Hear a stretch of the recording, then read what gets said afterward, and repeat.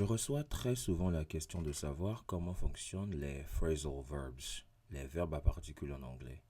C'est très facile. Il faut les comprendre d'abord. Verbe à particules. Donc nous avons un verbe et une ou deux particules. C'est bon? Donc on a deux structures. On peut avoir un verbe plus une particule, comme dans give up. Give c'est le verbe, up c'est la particule. On peut aussi avoir un verbe et deux particules. Donc on aura un verbe par exemple, plus un adverbe, plus une préposition. Comme dans look up to.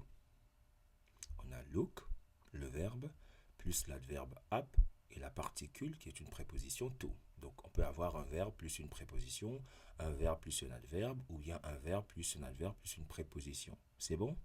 Ça c'est la structure. Maintenant, il existe des verbes à particules transitifs, c'est-à-dire que ces verbes, eux, ils ont besoin d'un complément d'objet direct pour les compléter. Et il existe aussi des verbes à particules intransitifs. Ceux-là n'ont pas besoin de complément d'objet direct. Nous allons prendre un exemple d'un verbe à particules transitif.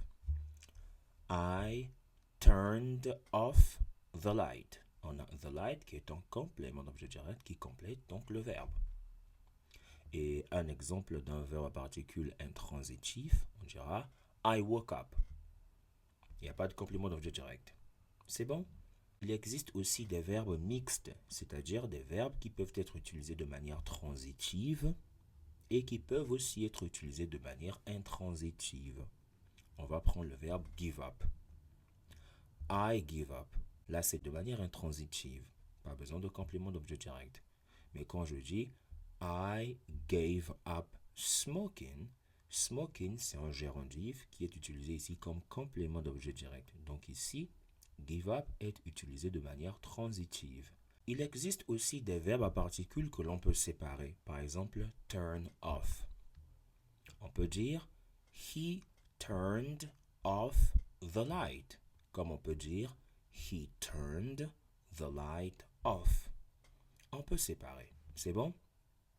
Mais il y en a aussi qu'on ne peut pas séparer. J'ai arrêté de fumer ou j'ai abandonné la cigarette. En anglais, je peux dire I gave up smoking. Mais je ne peux pas dire I gave smoking up. Est-ce que c'est bon? Maintenant, parlons de la signification de la traduction des phrasal verbs.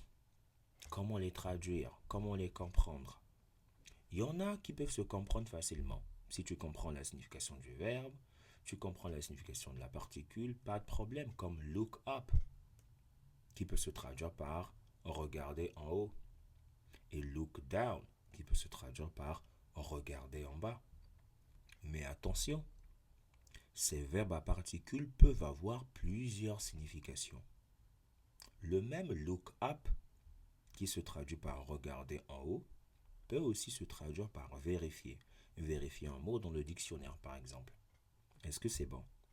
Donc la plupart des verbes à particules sont polysémiques, c'est-à-dire en plusieurs sens. Si on a facilement traduit look up en traduisant look qui veut dire regarder et up qui veut dire en haut, donc look up, regarder en haut, on ne peut pas traduire tous les verbes à particules de la même façon, car la grande majorité de ces verbes à particules ont une traduction idiomatique. On ne peut pas les traduire littéralement. Look up to veut dire admirer. Si tu traduis littéralement, look, regarder, up, en haut, et to, à, regarder en haut, à. Non, sa signification est idiomatique. Et donc, la seule solution ici qui nous reste, c'est de les apprendre par cœur. C'est tout, c'est bon?